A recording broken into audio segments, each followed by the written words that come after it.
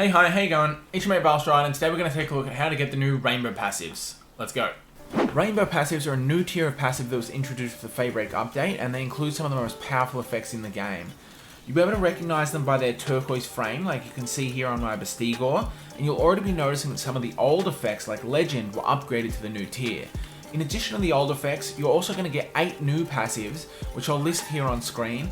I'm not going to take the time to go and read through them all. Feel free to pause the video if you need a bit longer, but what we're going to be focusing on today is the fastest method to get them. Unfortunately, there's no way to guarantee the new passives, so the two methods we're going to talk about today are about maximizing your efficiency and maximizing your odds. The first of which is talking to this new NPC, Dr. Braun. What Dr. Braun's going to do is offer you a sketchy surgery, which you're going to kindly accept, and that's going to re-roll one of the passives on your currently active PAL and give you a shot at turning it into one of the new rainbow tier passives. Now, to be clear, that surgery can go wrong and you're more likely to just get a bad passive that you didn't want, so I wouldn't recommend this as a way to perfect the passives of your PALs, but it is a good way to just try and get those passives in the first place, and then you can rebreed them into other PALs with more precision. Now, the first thing to note is that Dr. Braun does have a cooldown time. You can't just spam this over and over and over again until you get the passive you want. And the second is that he spawns randomly around the map. I've captured him and placed him on my base for convenience, but I first found him over here at the lava strip at coordinates 348 and -52. The second method we're going to look at is, in my opinion, the more reliable one, and it's simply a matter of maximizing the number of PALs we can capture in the least amount of time possible. So to help with that, there's a couple of settings we can play around with to improve our efficiency. The first of which is coming in here and changing our default PAL capture rate from 1 all the way up to 2.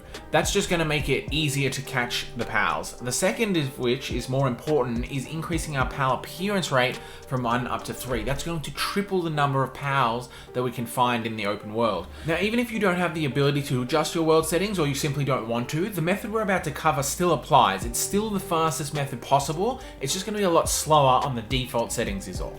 So before we get started, there's just 4 things we're going to need to make sure we've got prepared. The first of which is the homing module, because that's going to increase our capture rate, so that can be unlocked at level 57. The second of which is we're going to need plenty of spheres, so we're going to need the hyper spheres in order to ensure 100% capture rate on the gobfins that we're going to be trying to farm. And then the third thing we're going to need is the scatter sphere launcher, which you can unlock at level 37. That's just going to shoot out a bunch of spheres and maximize the efficiency at which we can capture these PALs. And then the last thing you're going to need is plenty of box space. You're going to need room for hundreds and hundreds of PALs in your box, so make sure there's as much space in there as possible. When we're ready to go, we're going to head over to the Gobfin's Turf Way Shrine at coordinates 149, -207, and that's because the PALs here spawn in really high densities. So as you can see, they're in these big packs, and what we're going to do is just fly around on our Shadow Beak or our other flying power. Anything except Jetta Dragon is good, because Jetta Dragon you can't shoot this power launcher from the back of. And we're just going to fly around to the mobs and shoot at them like this. We're not going to get too fussy about making sure we capture every single PAL in the clutch. We're just going to maximize our speed and move on. So what I'm going to do now is do a quick 5-minute run, speed up the video, and at the end we'll go quantify how many PALs we got, and then from there we can kind of calculate how many PALs per second or how many captures per second we're getting. Let's go.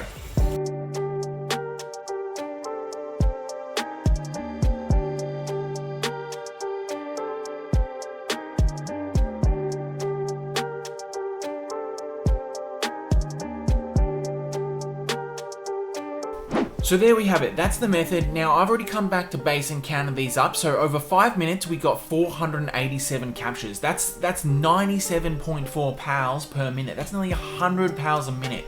So you do this for an hour and you're going to have your passives. Now I've already gone through all these gobfins here, marked them up, and realized that I've gotten 4 of the new passives. So we got Remarkable Craftsmanship, we got ourselves Eternal Engine, we got Diamond Body, I think it might have just been 3, I think that was it. Yeah, sorry, so we got 3 of them. So in 5 minutes, we got 3 of the new passives. You continue this for a little longer, and you're definitely going to get what you need. The last thing I'll add is, if you're at a lower level, or you don't want to have to get the hyperspheres and the capture module and stuff like that, you can still do this same method, but at the plateau of beginnings. It's just going to be a little bit slower. Like, lots of PALs still spawn there, and they're easier to capture. It's just not as fast as the gobfins. Other than that, I hope you liked this. I hope it was helpful to you. If you did, please consider subscribing. We're going to be doing heaps more of this content moving forward. And with that, I'll catch you later.